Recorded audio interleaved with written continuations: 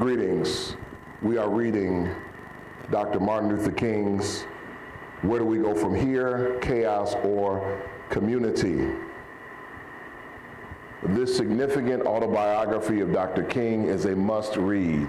I am trying to encourage you to not only be a reader, because I believe that readers are leaders, but I also want you to start an intellectual revolution in your mind. Revolution is where it is.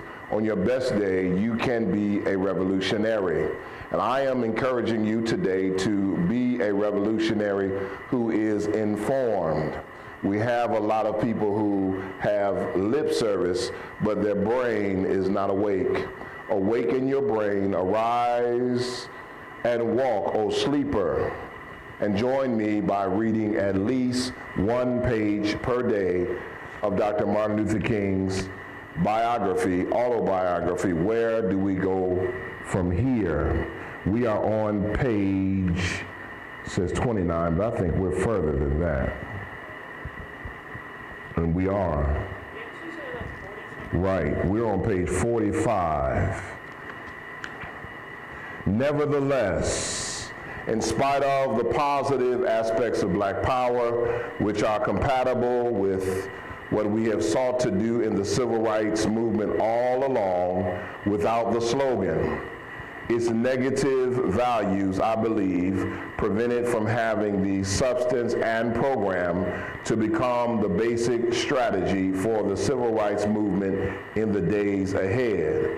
Beneath all the satisfaction of a gratifying slogan, Black Power is a nihilistic philosophy born out of the conviction that the Negro can't win.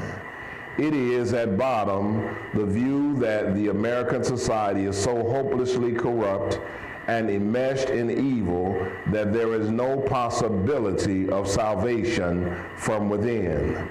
Although this thinking is understandable as a response to a white power structure that never completely committed itself to true equality for the Negro, and a die-hard mentality that sought to shut all windows and doors against the winds of change, it nonetheless carries the seeds of its own doom.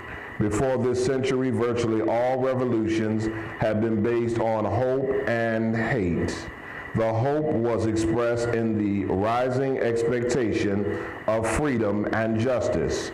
The hate was an expression of bitterness toward the perpetrators of an old order.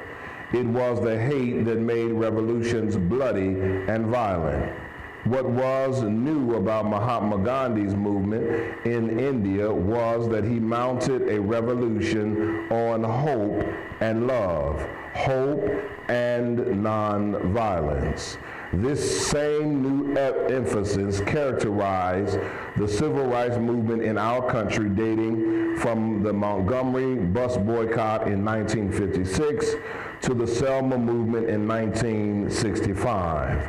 We maintain the hope while transforming the hate of traditional revolutions into positive nonviolent power. As long as the hope was fulfilled, there was little questioning of nonviolence. But when the hopes were blasted, when the people came to see that in spite of progress, their conditions were still insufferable, when they looked out and saw more poverty, more school segregation, and more slums, despair began to set in.